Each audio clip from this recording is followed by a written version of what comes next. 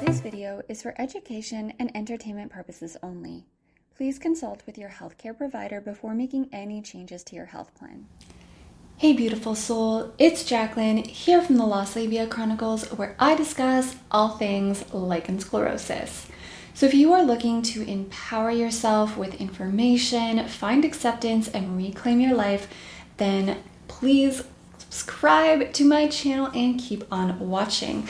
And if you have a friend or family member, loved one with lichen sclerosus, and you want to learn more about the physical and mental health aspects of lichen sclerosus so that you can better support them in their LS journey, then keep on watching and please share this channel with them. Okay, so in today's video, we are going to do a kind of primer or introduction to dilators. So in this video, I'm going to talk about what dilators are, what types there are, what brands. I'm going to talk about some brands, and then we are also going to talk about what conditions they can help with, and then I'm going to talk about how they can help specifically for folks with lichen sclerosus, even if penetrative sex is not the goal for you, because I want to acknowledge that that is not necessarily going to be a goal for everybody, and that is okay. But they can still be helpful even if that is not the goal.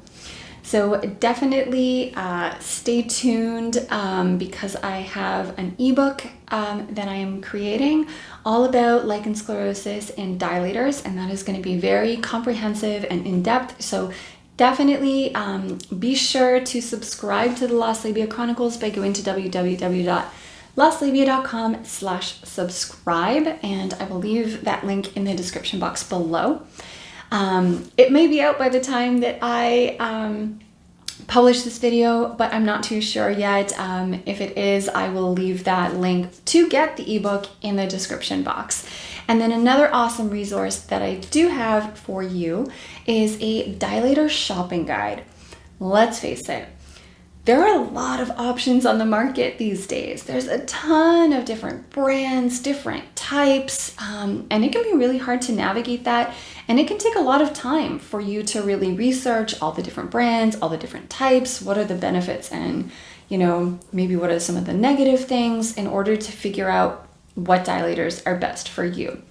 So in order to help you save time, energy, and stress, I created a dilator shopping guide, which is a chart basically, and it will hyperlink the brand. There will be some images.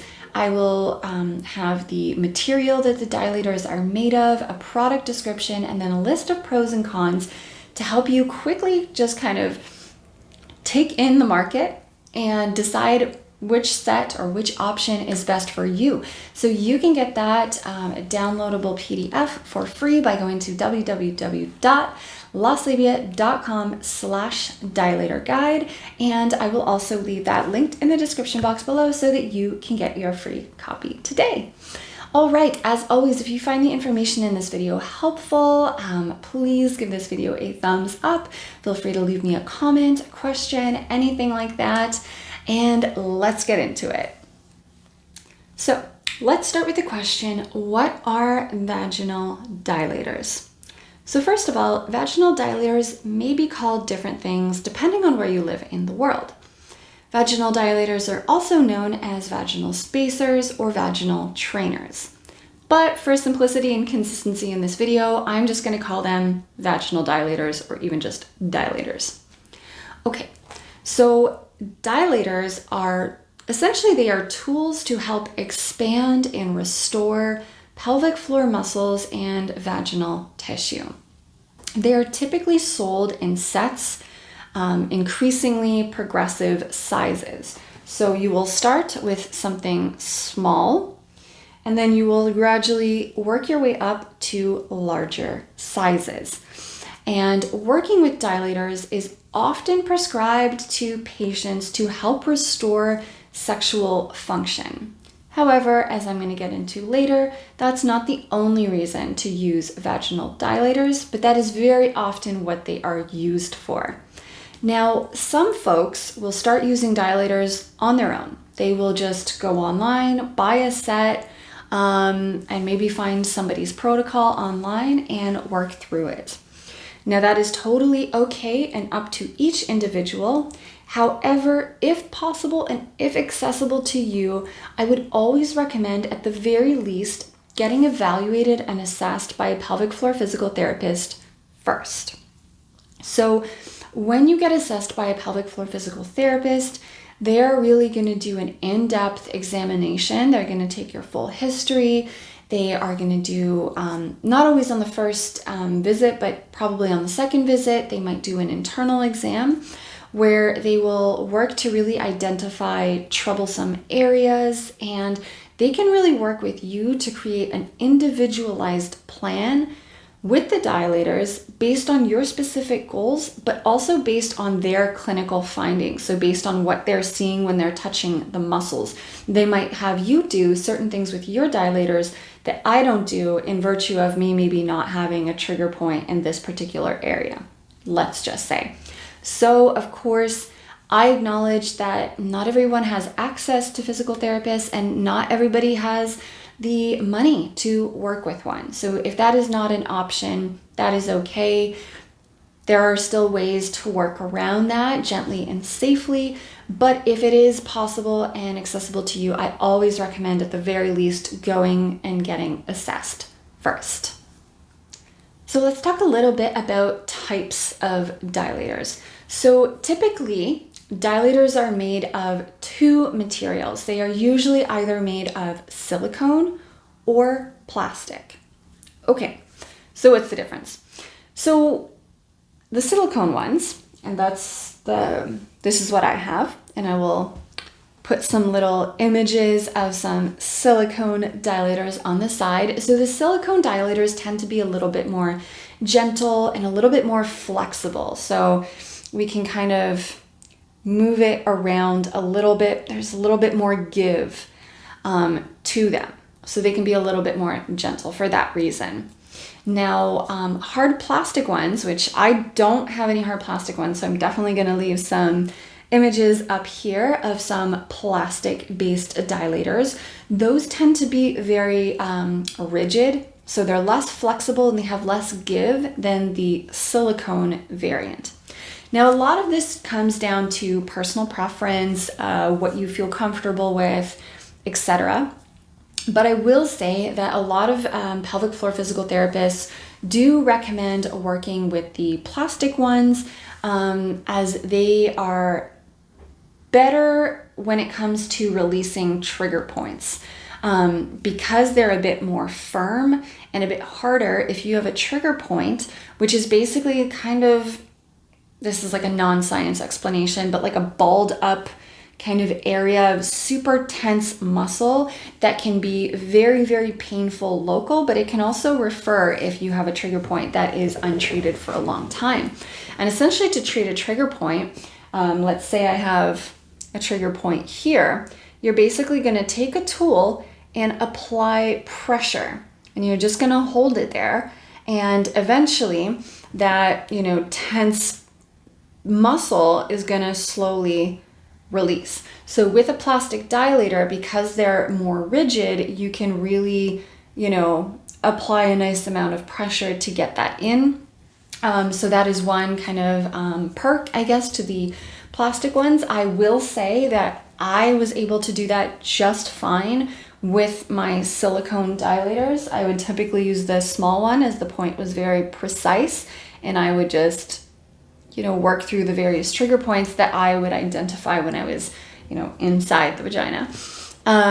So that can be one of those kind of benefits to the plastic ones. But at the end of the day, there are pelvic floor physical therapists that recommend these silicone ones as well. So I think that a lot of it is just coming down to personal preference and maybe what your goals are. And that can be another place where a physical therapist is a good person to work with, because you can have that conversation with them, and depending on your precise goals, they may be able to say silicone is better for you or plastic is better for you. But I get a lot more in depth with plastic versus silicone in my ebook, and I offer some kind of suggestions for how to figure out which one is best for you and your goals. So definitely, if that is not out yet, subscribe to the Lost Labia Chronicles so that you get that notification when that ebook drops. You can also follow me on Instagram at the Lost Labia Chronicles. I'm super duper active over on that platform, and it will definitely be announced in my my basic feed, my stories, and then I'll send it out to my newsletter. So definitely stay tuned, because I'm going to take a deeper dive into those differences and helping you navigate some of those confusing questions. Okay, so those are the two main types. Okay, so while this video is very specific to lichen sclerosus, I do want to highlight all the various conditions that dilators can help with, because many of us, myself included, don't just have lichen sclerosus. So you might have lichen sclerosus plus one of these other conditions, and that is just another reason to work with dilators. So I'm going to now pop up a image on the screen, and we're just going to kind of go read those through.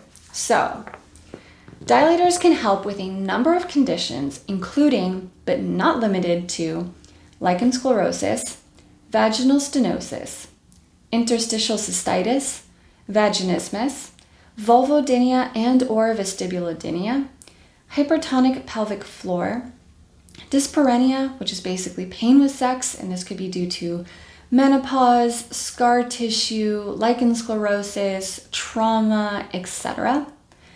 There is Müllerian agenesis, surgery, which can include post-hysterectomy, prolapse, surgically induced menopause, etc. Cancer patients experiencing sexual issues post-radiation treatment. And finally, a kind of mixed bag of chronic pelvic pain, which can include, but again, is not limited to your SI joint, the coccyx, and pubic region. So if you're watching this video, you probably do have lichen sclerosus, or know somebody with lichen sclerosus, and you and or that person may also have some of these other conditions. For example, I was diagnosed with lichen sclerosus as well as vaginismus and vestibulodynia and hypertonic pelvic floor. So I had 3 other conditions that could benefit from the use of dilators. So this was definitely a big motivating piece for me to work with dilators and to, show some love to my pelvic floor, because it really is all connected. So let's talk a bit about how dilators can help with lichen sclerosus. So the first way in which they can help with lichen sclerosus is that they can help with fusing and scarring. So lichen sclerosus is a chronic inflammatory skin disease that is considered to be autoimmune in nature. Now, if you're unfamiliar with what lichen sclerosus is, definitely check out my video on what is lichen sclerosus and is it serious, because I get into more detail that will be helpful for this discussion. And I will leave a card up here and in the description box below. You can check that out. So essentially, the inflammation caused by lichen sclerosus causes skin texture and color to change.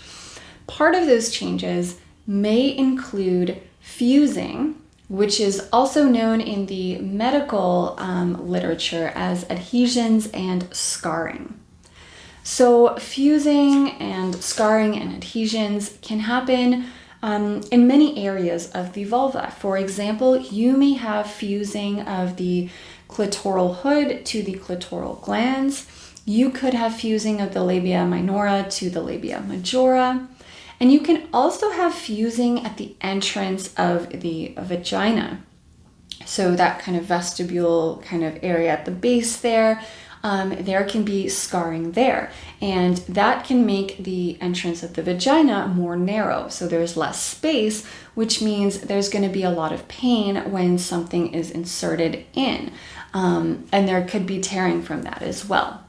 So if you have fusing at the base of the vagina, at the entry of the vagina, Dilators, again, working with them slowly, gently, and methodically, can help slowly stretch out that scarring, and create more space in the vagina. Now, just as a very brief side note, if there is fusing in this area, dilators can be a nice first way to kind of work with that scarring and expand the area. And that's less invasive. But I just do want to flag, since I sometimes get questions about this, if you are unsuccessful with working with a pelvic floor physical therapist and dilators with that fusing, there are surgical procedures to remove that and create more space. So just know that if you've been like working really diligently with that scarring and with dilators for like months and years, and you're not getting anywhere, and it is still just super stiff and it keeps tearing, there are things that you can do surgically for that. So just know that there are still options if dilators aren't working, but they are a great place to start working with that scar tissue.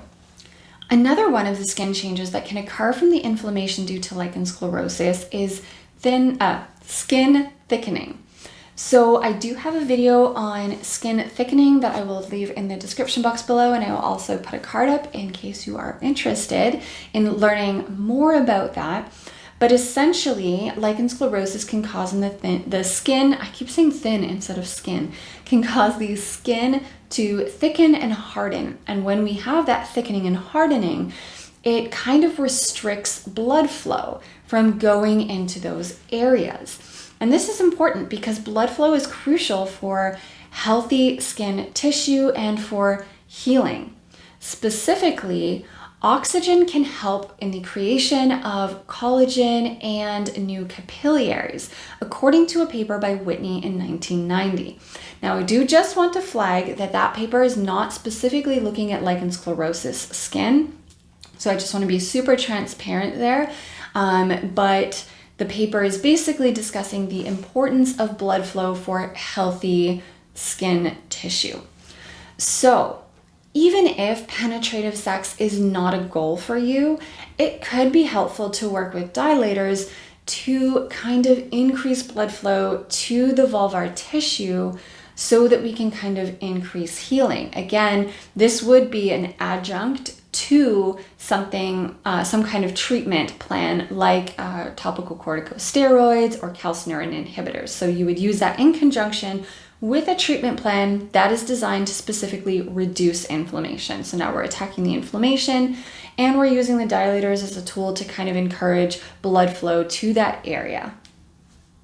Another way in which dilators can help with lichen sclerosus is that they can make you more in tune with your body. Now, this is something that I really struggled with personally. And I think that this can happen to many folks that have chronic illness or chronic pain. And that is, the sensations in our body are so unpleasant that there's this kind of disembodied shift out of our body and into our minds. We kind of just want to move away from the bodily sensations. But this can cause a huge disconnect between the mind and body. So for me personally, I found it very empowering to kind of reconnect with my body and to become more embodied. Working with my dilators, I slowly reconnected with my vulva, with how things felt down there. And kind of getting back into my body was a very healing thing for me. And so instead of kind of running away in that cerebral space that I like to live in my head up here, I kind of got to reconnect with my body. And that felt very empowering because now I felt more knowledgeable about what I looked like down there. I felt more knowledgeable about sensations and how I was doing down there. So that was an incredibly healing part for me of working with dilators. And so, again, even if penetrative sex is not your goal, it can be very healing to kind of reconnect with your body and develop a kind of loving relationship and foster a strong love for your body. So another huge benefit to working with dilators that doesn't necessarily involve penetrative sex as a specific goal is the desensitization of your brain and body coding penetration as pain. Okay, let's break this down. On average, it takes folks about 5 to 15 years to get a lichen sclerosus diagnosis. That is an incredibly long time to suffer alone in silence with excruciating symptoms. And that is also, there's also a lot of trauma built up over time with, kind of being thrown around the medical system and being dismissed, being gaslit, being poked and prodded and, all of those things that builds up a lot of trauma in the body. And for a lot of folks with lichen sclerosus, any kind of penetration is painful. Now, because of that, and because of how long that goes on for, or that can go on for in some folks, what happens is the body, the brain, very, very smart. And over time, they learn, hey, when a phallic thing is inserted into the vagina, this creates a lot of pain. So the brain starts to code any form of penetration as danger. And the brain, the body, of course, they want us to survive. They want us to thrive. They do not want us to come into any harm. So what happens is that because it codes penetration as danger, the body kind of has this defense mechanism to kind of shield and safeguard you from experiencing any pain. So for example, let's say we are going to insert anything for this, a dilator.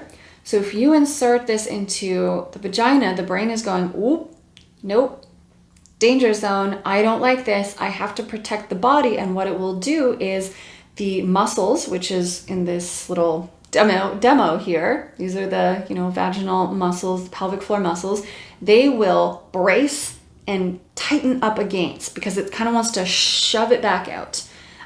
We don't want this in, we're bracing, we're guarding, but that actually creates even more pain.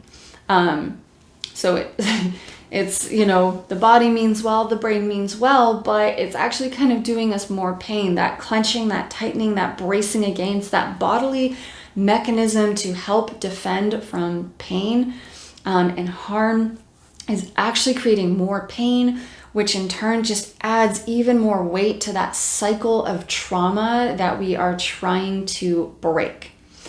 So dilators can really help desensitize the brain from coding penetration as pain by working very slowly and very methodically and very gently.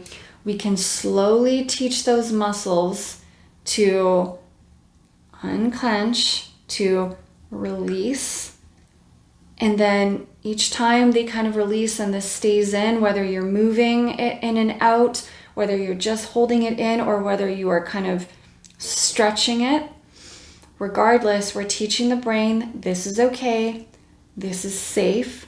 We do not need to clench because clenching is causing more pain and more harm.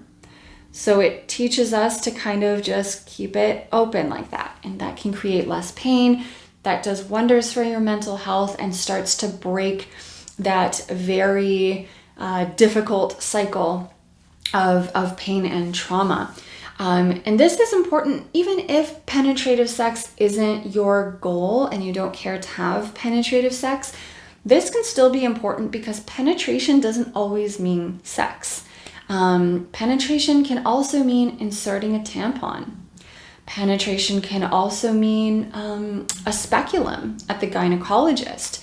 I don't know about you, but I would have to work myself up every time I would go to the gynecologist because I was so nervous because I knew how much pain I was going to be experiencing with that speculum or with an ultrasound, a transvaginal ultrasound. My gosh, I was crying before. I just thought there's no way I can handle this. So there are times in which you may need to insert something into the vagina that isn't for sex reasons.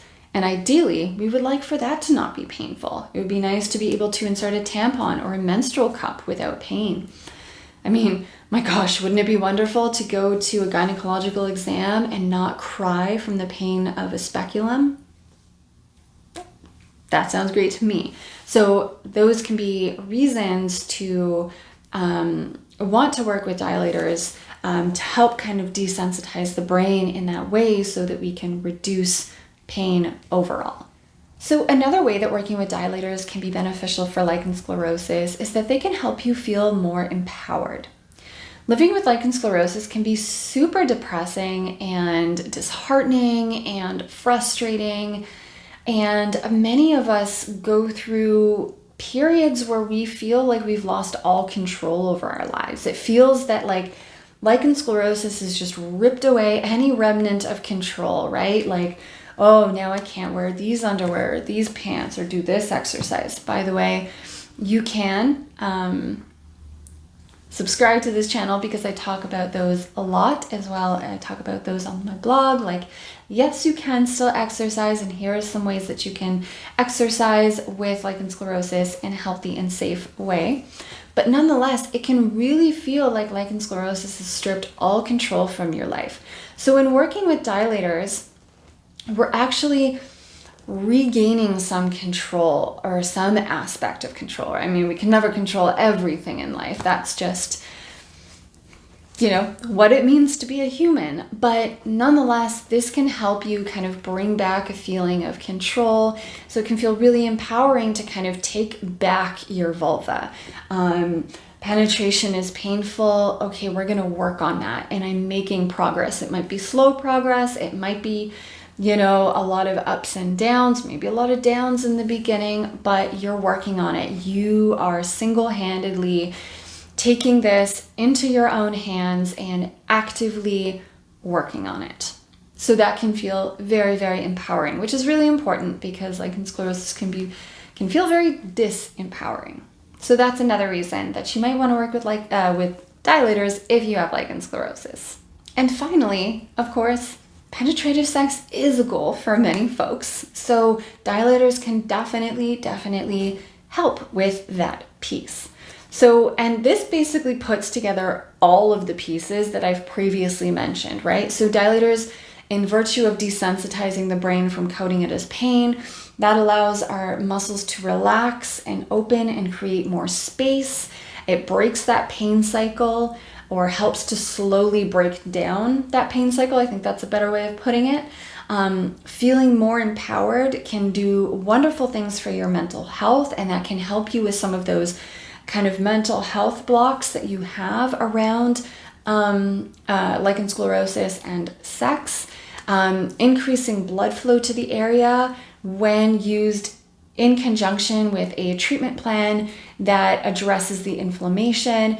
This can be extremely helpful because now we're managing the symptoms, we're lowering the inflammation, and when we lower the inflammation, a lot of those issues can come down. So when I started treating my lichen sclerosus, and once I got into remission, I actually, and this is not true for everybody, but for me, getting into remission also meant no more symptoms. So that also really helped. Healing that tissue can also be helpful for vulvar pain. So if we combine all of these elements, they can also be super helpful. Also, wow, an elastic on my braces just popped, and that kind of scared me. I don't know if the mic picked that up.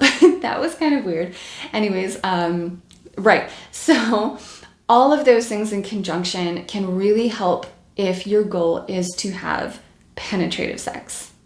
Okay, so we've talked about what dilators are, what kind of types and brand options there are. We've talked about the different conditions they can help with, and we've talked about specific ways that working with dilators can help with lichen sclerosus.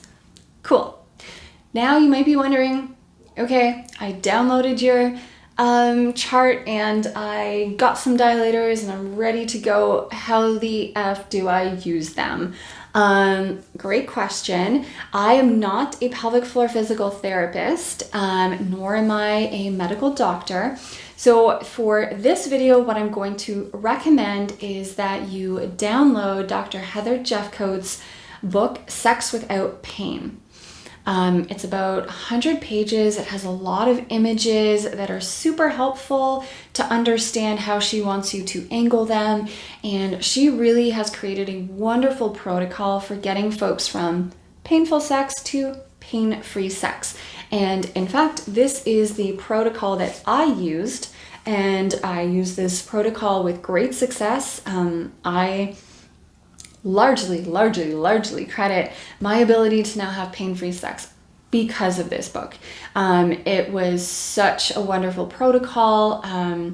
So again, that's what I would recommend for how to use it. Of course, also recommend talking to a pelvic floor physical therapist that can create a specific protocol for you based on your goals. And then there are also a couple of other protocols that you can find online. So some of those include inserting but just leaving the dilator in. Others include, just kind of moving it in and out. Some include stretches, some include combos. But again, I would recommend that you find a protocol created by a pelvic floor physical therapist and follow that protocol. I will also kind of elaborate on some of these protocols, and my tips and suggestions and personal experience will be in that dilator ebook. So if that's not out yet, again, definitely subscribe. You're going to want to get this ebook. It is going to be amazing. Oh my crap. I just borrowed that from Kathy from Lichen Sclerosus podcast. She has this way of saying amazing, and I don't know, her soul just like kind of came up into my body in the moment, but I didn't say it quite like her. But anyways, if you are also following her, which, come on, if you're not, get on it. She's incredible, but she has this very specific way of saying amazing, and we all kind of love her for it. But anyways, so that book will be awesome. So definitely check that out, and check out Heather Jeffcoat's protocol for getting from painful sex to pain-free sex with vaginal dilators. So to wrap up this video, I just kind of want to close with just a little bit on how to clean your dilators, and a little disclaimer about lube and dilators. Again, I will have so much more detail on working with dilators in that ebook. So this is just a kind of entry point, but the ebook is going to be super comprehensive. So definitely be sure to check that out. So when you're cleaning your dilators, it's actually quite simple. You're basically just going to clean them after you use them. You're going to clean them with warm water and a mild cleanser. I actually just use like a cleanser for babies. Forget exactly what it's called, but I just go to the baby section in the pharmacy, and I use that in warm water. After that, you just let them air dry, and then you store them in like a pouch, or maybe wrapped up a cotton t-shirt or something, and then you just store those wherever you want to store them. For me, that's in my nightstand. Okay, that's how to clean your dilators. And then the last thing that I do want to mention with respect to dilators is lube matters. Of course, use lube. But what I mean by it matters is the type of lube that you use might not be compatible with the material of your dilator. For example, if you decide to use silicone dilators, those are not compatible with silicone lube. The silicone lube can actually degrade the surface of the silicone dilator, making it more susceptible to bacterial growth.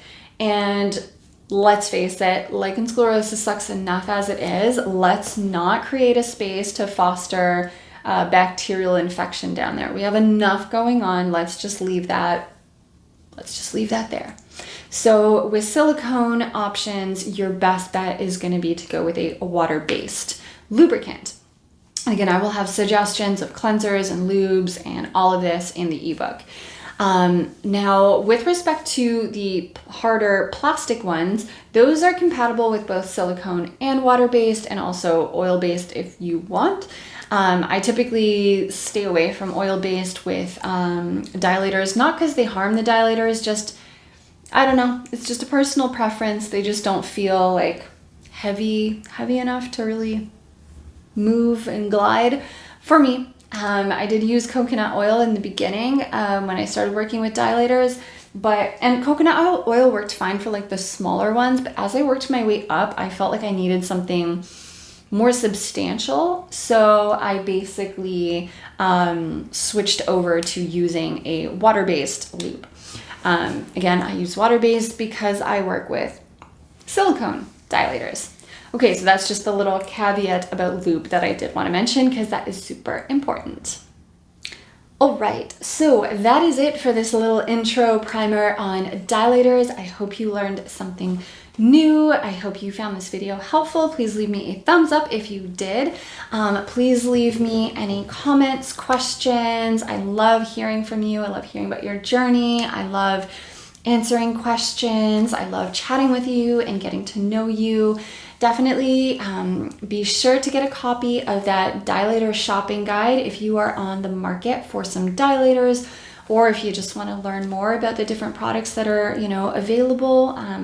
Maybe you don't want to get them now, but you're thinking about it in the future. That is free, and you can get it by clicking the link in the description box below.